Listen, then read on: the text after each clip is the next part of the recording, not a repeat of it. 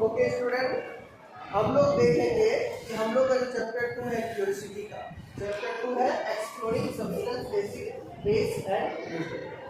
तो ये चैप्टर को हम लोग वन शॉट वीडियो यानी एक बार पूरा जितना टॉपिक है सारा टॉपिक को एक साथ हम लोग देखेंगे। जो भी चीज हम लोग पढ़े हैं उसको एक शॉर्ट वीडियो में बनाएंगे, ठीक है। So our topic is exploring substance, acid, base and neutral. तो जब चैप्टर का नाम आता है तो हम लोगों को चैप्टर का नाम के बारे में समझना होता है। तो first thing is that what is acid. तो all of you know what is acid.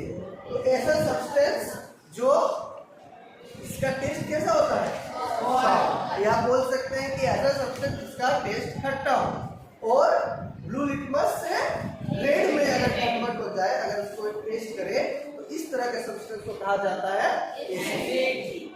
And दूसरा बात है बेस। बेस किसको कहा जाएगा कि ऐसा सब्सटेंस जिसका टेस्ट बिटर यानी कड़वा हो, एंड उसको अगर लिटमस पेपर में टेस्ट करा जाए तो उसका लिटमस पेपर का कलर रेड टू ब्लू। और तीसरी बात है कि न्यूट्रल क्या है। न्यूट्रल ऐसा सब्सटेंस होता है ना जो एसिड होता है ना कि वो बेस होता है। इस चैप्टर में हमारे आसपास बहुत तरह का सब्सटेंस मिलेगा। सारा सब्सटेंस में एसिड प्रेजेंट है कि बेस प्रेजेंट है या दोनों में से कुछ प्रेजेंट नहीं है, इसके बारे में हमको इस चैप्टर में पढ़ना है। So our first topic is about indicator. तो हम लोग जानते हैं कि व्हाट इज इंडिकेटर। इंडिकेटर एक ऐसा सब्सटेंस होता है जिसकी हेल्प से हम लोग पता कर सकते हैं कि कोई सब्सटेंस एसिड है कि बेस, ठीक है। इस चैप्टर में हम लोग को लिटमस पेपर और बहुत अलग अलग तरह का इंडिकेटर के बारे में पढ़ना है। लेकिन सबसे पहली बात है कि हम लोग जानेंगे इंडिकेटर क्या है, कितना तरह का इंडिकेटर होता है, और बाकी इंडिकेटर के हेल्प से एक्सपेरिमेंट से हम लोग, okay. So our first topic is indicator. तो इंडिकेटर के बारे में हम लोग जानते हैं व्हाट इज इंडिकेटर। इंडिकेटर एक ऐसा सब्सटेंस होता है जिसके हेल्प से क्या कर सकते हैं, किसी भी एसिड या बेसिक सब्सटेंस को आइडेंटिफाई कर सकते हैं, ओके। अब हमारे पास एक छोटा सा एग्जांपल है। Litmus is an indicator. Litmus हमारा एक इंडिकेटर है। और लिटमस कौन सा प्लांट से बना हुआ है? लिटमस पेपर जो बना हुआ है वो लीचन प्लांट से बना हुआ है। तो सबसे पहला एक्सपेरिमेंट हमारा है कि litmus as an indicator, we know that litmus is the indicator. Then how we will identify the substance is an acid or base. तो सबसे पहले हम लोग को पता है कि हमारे पास दो कलर का लिटमस पेपर होता है। कौन कौन सा? Red and blue. अगर हमारे पास एक सॉल्यूशन है, अगर वो एसिड है और उसको अगर हम लिटमस पेपर से टेस्ट करेंगे तो लिटमस पेपर का कलर क्या होगा? ब्लू। और अगर वो बेस हुआ तो रेड टू। तो इस तरह का हम लोग का पेपर है।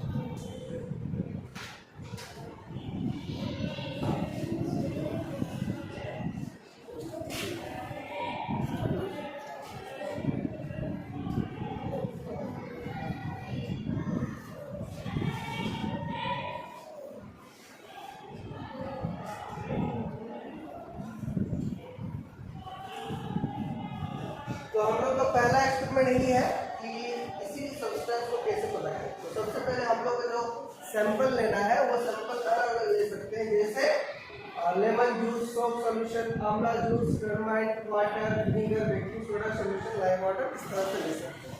और अगर वो एसिड है तो एसिड में कन्वर्ट क्या हो जाएगा? Blue to red. और अगर बेस है तो तो हम लोग देख लिए कि अगर इंडिकेटर लिटमस पेपर हो तो इसका कलर कैसे कैसे चेंज होगा। तो सबसे पहले यहाँ पर कुछ एक्टिविटी है जो हम लोग यहाँ पर जानेंगे। सबसे पहले बताना है कि इसका कलर क्या चेंज होगा। लेमन जूस का कलर ब्लू से, अगर रेड है तो it means it is a acid, and the second is red. तो अगर रेड है तो अगर बेस होगा तो रेड लिटमस पेपर किसमें कन्वर्ट होगा? सोप सॉल्यूशन क्या ब्लू से रेड होगा? रेड से ब्लू? ओके। आंवला जूस? यस। क्यों? ब्लू से रेड होगा और रेड ब्लू होगा? इसका मतलब है कि जितना भी सारा एसिड सब्सटेंस है, सारा एसिड सब्सटेंस हम लोगों का ब्लू से रेड लिटमस पेपर।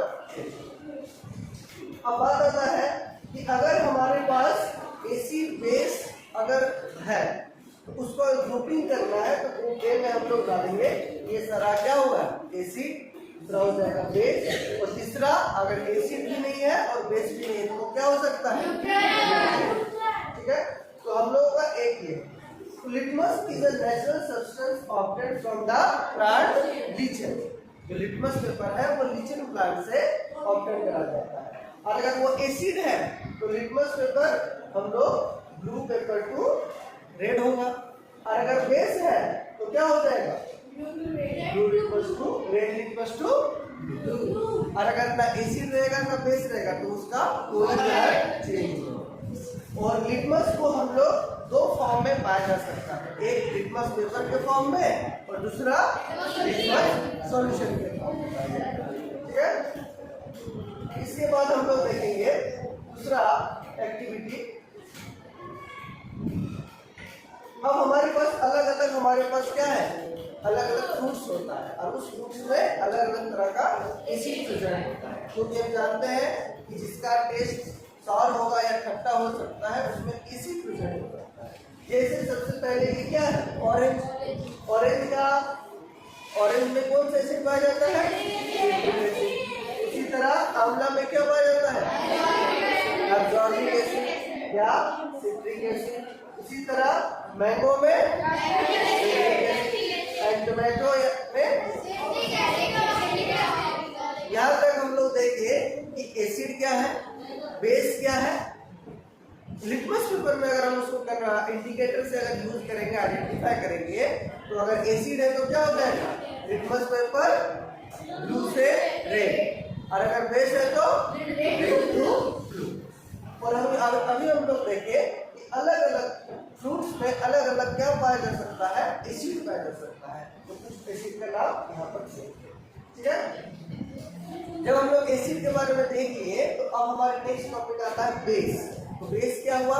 सबको पता है कि बेस ऐसा सब्सटेंस होता है जिसका टेस्ट होता है बीटर, और अगर उसको लिटमस पेपर में हम टेस्ट करेंगे तो उसका कलर कौन सा होता है? Red to blue. और दूसरी बात है बेस को अगर टच करते हैं तो इट इज जस्ट लाइक अ सोपी टच, जस्ट लाइक अ सोपी टच। पहला एक्सपेरिमेंट हम लोग का था लिटमस पेपर को लेकर। दूसरा एक्सपेरिमेंट हम लोगों का है क्या? Red rose as an indicator.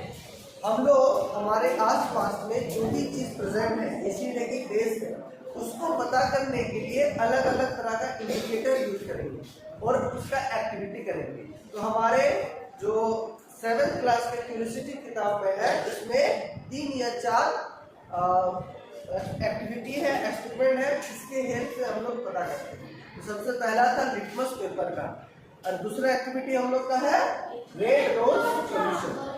तो रेड रोज सॉल्यूशन कैसे बनाते हैं हम लोग को पता ही है। सबसे पहले हम लोग को रेड रोज कलेक्ट कर लेना है और उसको अच्छा से वॉश करके, ड्राई करके, उसका ग्राइंड करके एक तरह का पाउडर बना लेना है। और उसके बाद पाउडर बनाने के बाद हम एक बीकर में या ग्लास में हॉट वाटर लेंगे, वार्म वाटर लेंगे, और उसमें हमारा जो पेस्ट है या बोल सकते हैं जो हमारे पाउडर जो मिलेगा, रेड रोज का जो पाउडर बनाएंगे ग्राइंड करके, वो पाउडर इसमें डाल देंगे। और डालने के बाद इसको अच्छा से डिजॉल्व कर लेंगे और उसका एक सॉल्यूशन बन के आएगा। इसका सॉल्यूशन रेड रोज। और रेड रोज सॉल्यूशन को एक टेस्ट ट्यूब में डाल देंगे, उसको अच्छा से छान के फिल्टर करके उसका जो सॉल्यूशन है उस सॉल्यूशन को हम लोग डाल देंगे। डालने के बाद इसी टेस्ट ट्यूब में जो सॉल्यूशन मिलेगा उस सॉल्यूशन को 2 छोटा-छोटा टेस्ट ट्यूब में डाल देंगे। और डालने के बाद उसका नाम रख देंगे कि एक टेस्ट ट्यूब ए और दूसरा टेस्ट ट्यूब बी। और उस रेड रोज सॉल्यूशन का जो लिक्विड है उसमें ए और बी दोनों में डाल लेने के बाद हम लोग ए में एसिड डालेंगे और बी में बेस। और ये एक्टिविटी करने के बाद हमारे पास एक रिजल्ट आएगा। और हम लोग ने ये एक्टिविटी करा भी था कि अगर ए में एसिड डालते हैं तो रेड रोज सॉल्यूशन का जो कलर है वो कौन सा कलर होगा? और अगर बी टेस्ट ट्यूब में अगर हमारे पास रेड रोज सॉल्यूशन है और उसमें अगर बेस डाला जाए तो उसका कलर हो जाएगा ग्रीन।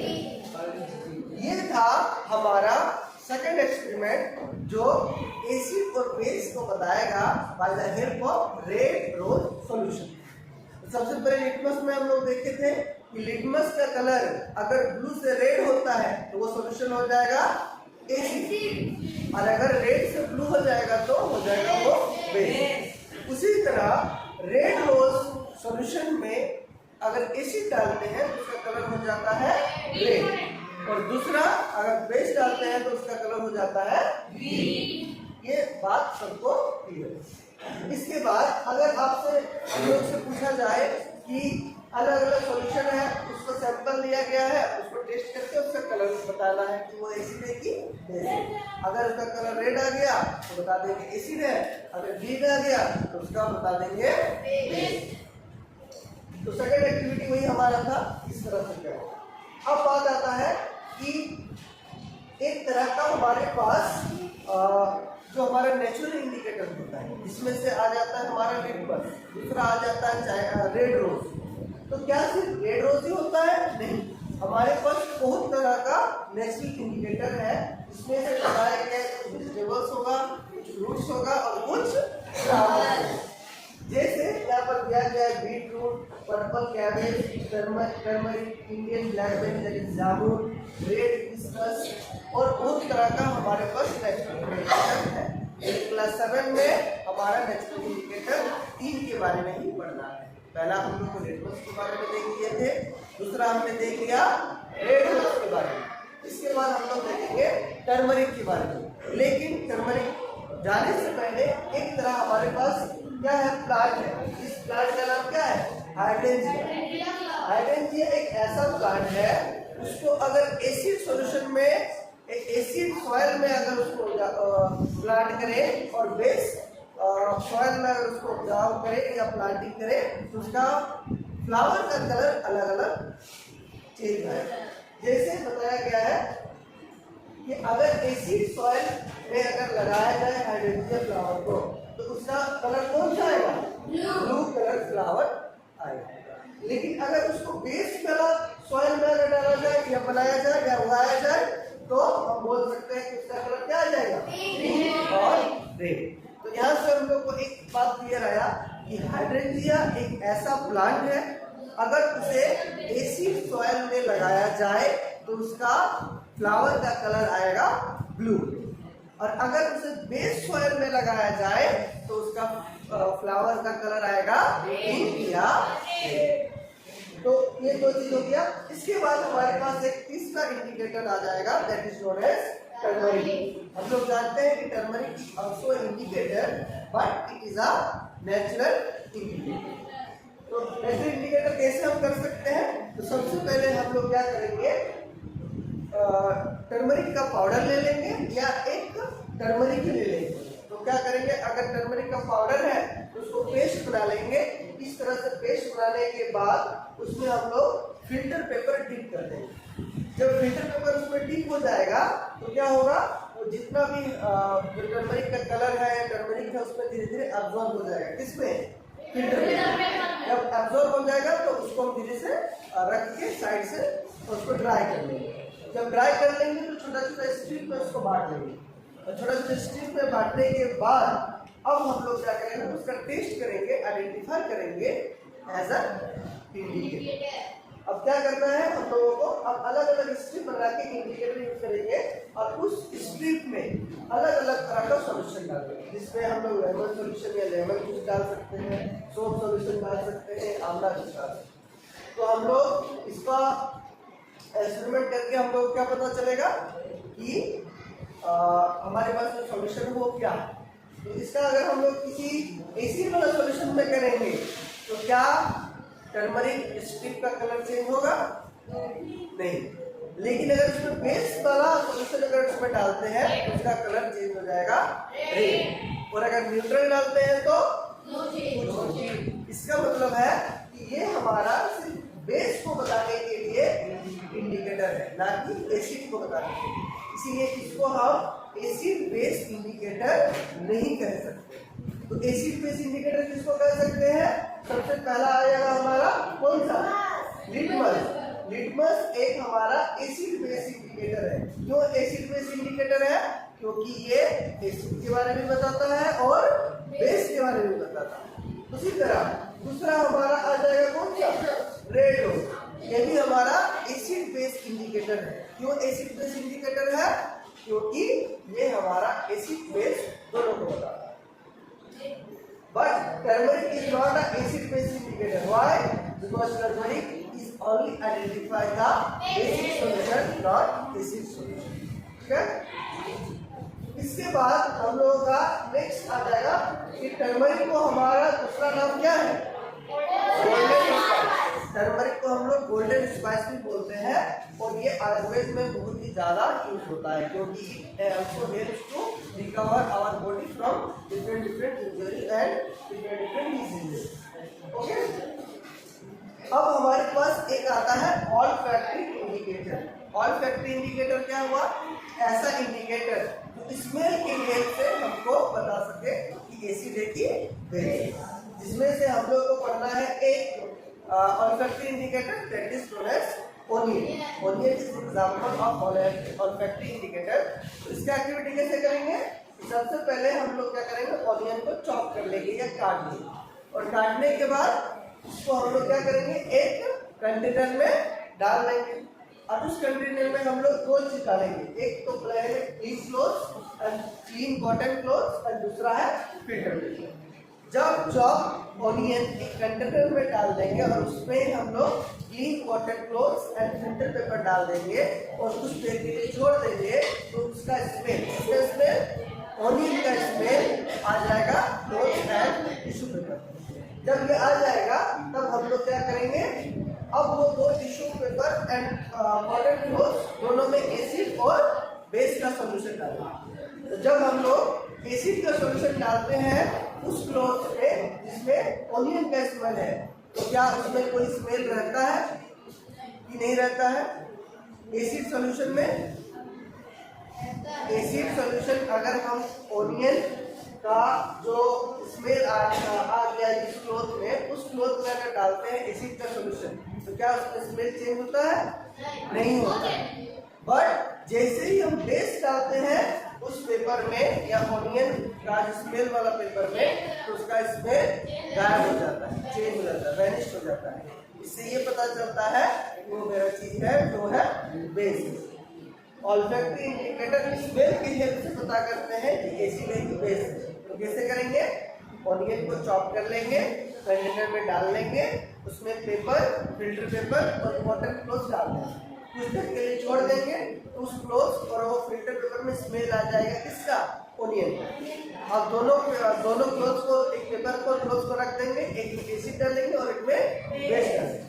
देखेंगे कि एसिड डालने के बावजूद वो स्मेल नहीं गया, लेकिन जैसे हम बेस डालते हैं उसका स्मेल वैनिश हो जाता है। तो जिसमें वैनिश हो जाता है इसका मतलब यही है कि इसमें बेस मतलब ऑल्फैक्टरी इंडिकेटर में एग्जांपल पे ऑनियन आएगा और ऑनियन का स्मेल चेंज हो जाता है जब हम लोग बेस डालते जो कि यहाँ तक। इसके बाद हमारे पास एक साइंटिस्ट है Acharya Prafulla Chandra Roy, that is known as PC Roy. इसको हम लोग क्या कहते हैं? Father of modern Indian chemistry.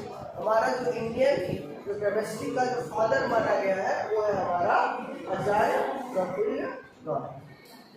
यहाँ तक हम लोग देख लिए थे एसिड बेस देख लिए थे और एसिड का और बेस का पता करने के लिए इंडिकेटर में हम लोग 3 इंडिकेटर थे, एक लिटमस, दूसरा रेड रोज, तीसरा टर्मरिक। और ऑल्फैक्टरी में हम लोग देख लिए हैं ऑनियन।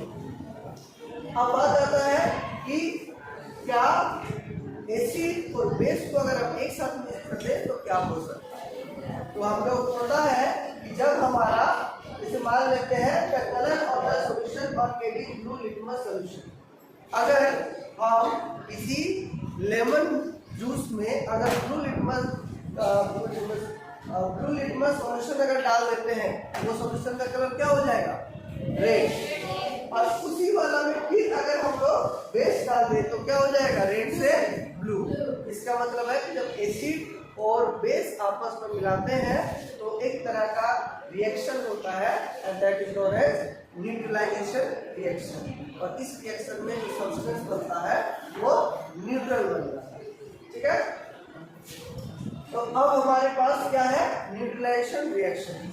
बोला गया कि जब एसिड प्लस बेस जब रिएक्ट करवाते हैं तो हमारे पास तीन तरह का चीज मिलता है, एक सॉल्ट, एक वाटर और दूसरा। इस तरह का रिएक्शन को नाम दिया गया है न्यूट्रलाइजेशन रिएक्शन। बट याद ये रखना है कि जब एसिड और बेस दोनों मिलाएंगे दोनों का क्वांटिटी इक्वल होना चाहिए, सफिशिएंट क्वांटिटी होना चाहिए, ज्यादा कम नहीं होना चाहिए। इस तरह का रिएक्शन को न्यूट्रलाइजेशन रिएक्शन कहते हैं। और इसका एक केमिकल फॉर्मूला है acid plus base gives salt plus water plus heat. ये हो जाएगा हमारा न्यूट्रलाइजेशन। दूसरा, neutralisation reaction in our daily life. Neutralisation reaction हमारे डेली लाइफ में कैसा है, तो यहाँ पर बताया गया है। एक छोटा सा एग्जांपल लेके कि एक स्टूडेंट है, वो गार्डन में घूमते घूमते उसको चींटी यानी एंट उसको काट लेता है और उसको पेन होने लगता है। वो होता है क्योंकि एंट के पास एक तरह का एसिड होता है। कौन सा एसिड? वो एसिड जब हमारे बॉडी के अंदर इंजेक्ट हो जाता है तो हमें पेन होता है। तब हम लोग क्या करते हैं, एसिड का रिएक्शन को हटाने के लिए क्या डालते हैं, बेकिंग सोडा जिसको हम लोग बोलते हैं। और बेकिंग सोडा क्या करता है, एसिड को न्यूट्रलाइजेशन कर देता है तो हमारा पेन जाता है।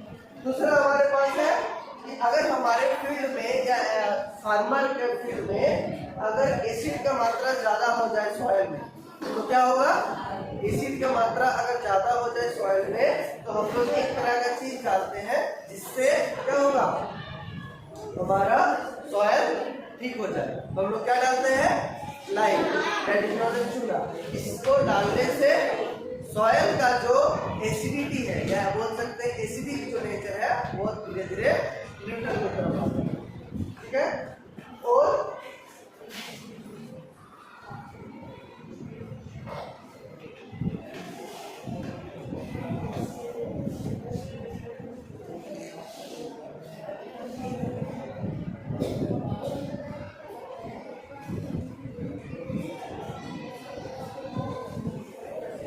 अब देखते हैं एक चीज हमारा है कि हमें बताया गया है Ashwin friends stay near an industry area. He shared with his that the fish populations in his neighborhood was declining day by day. What do you think might be the causes for this? It may be due to the factory waste being released into the lake. If the factory waste is acidic in nature, what would be done to save the fish in the lake? तो मान लेते हैं कि एक lake में fish का population दिन ब दिन घटते जा रहा है। अब इसका कारण क्या हो सकता है, इसका कारण ये हो सकता है कि जो फैक्ट्री से निकला हुआ जो वेस्ट प्रोडक्ट है, जो वाटर है, जो एसिडिक नेचर का निकलता है, उसको अगर हम लोग डाल देंगे तो उसमें जो फिश वगैरह है वो सारा धीरे धीरे क्या होने लगता है, वो मर जाता है। जिसके कारण फिश का पॉपुलेशन कम हो जाता है। तो हम लोग को क्या करना चाहिए जिसके कारण ये फिश जिंदा रहे और इसका पॉपुलेशन कम हो? बताओ। तो the factory waste can be neutralised by adding some basic substance before releasing to the lake. तो क्या करना चाहिए, फैक्ट्री से जो भी वेस्ट प्रोडक्ट या वाटर जो निकलता है, जो एसिडिटी होता है, एसिडिक होता है, उसमें इस तरह का सब्सटेंस मिलाएंगे, बेसिक सब्सटेंस मिलाएंगे। और बेसिक सब्सटेंस मिलाने से क्या हो जाएगा, वो एसिडिक वाटर धीरे धीरे न्यूट्रल में हो जाएगा। और न्यूट्रल हो जाएगा तो फिर हम उसको अच्छा से रिलीज कर सकते हैं। तो हम लोगों का जो चैप्टर था पूरा पूरी वो चैप्टर हम लोग का, उसको हम लोग अच्छा से एक बार फिर से उसको रिकैप कर लेंगे। सबसे पहले हमारा चैप्टर का जो नाम था वो था एसिड, बेस एंड न्यूट्रल। ठीक है, एसिड, बेस एंड न्यूट्रल। अब इसमें हम लोग क्या क्या देखें, तो सबसे पहले हम लोग देखिए कि एसिड क्या होता है और दूसरा देखिए है बेस क्या होता है। तो एसिड एक ऐसा सब्सटेंस है जिसका टेस्ट क्या होता है, और टेस्ट। और अगर उसको लिटमस पेपर में हम उसको टेस्ट करेंगे तो लिटमस पेपर ब्लू से रेड में कन्वर्ट। उसी तरह बेस एक ऐसा सब्सटेंस है जिसका टेस्ट क्या है, बिटर टेस्ट। और इसमें अगर लिटमस पेपर को आइडेंटिफाई करेंगे तो रेड इक्वल्स टू, ठीक है। ये हो गया हमारा एसिड और बेस। तीसरा हो जाएगा न्यूट्रल। तो न्यूट्रल क्या होगा, ना वो ब्लू से रेड कन्वर्ट होगा, ना रेड से ब्लू कन्वर्ट होगा। इस तरह के इसको ना वो एसिड है ना वो बेस है, इस तरह के सब्सटेंस को न्यूट्रल का नाम दिया, ठीक है।